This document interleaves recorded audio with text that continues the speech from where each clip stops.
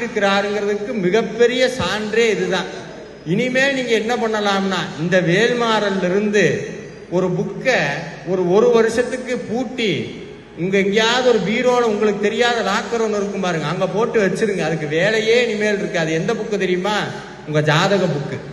ஜோசியர் இருந்தா இந்த சண்டைக்கு வந்துடாதீங்க, இதா சொல்றேன் நான். இனிமேல் ஜாதகம் பார்க்க வேண்டாம். இனிமேல் உங்களுக்கு சனி பகவான் ஏதாவது பண்ணுவாரான்னு கேட்டா உங்க வீட்டுக்கு வருவார், எதையாவது இவனை பண்ணணுமேட்டு வருவார், கதவை திறப்பார், முன்னாடி என்ன இருக்கும்? வேல் இருக்கும்.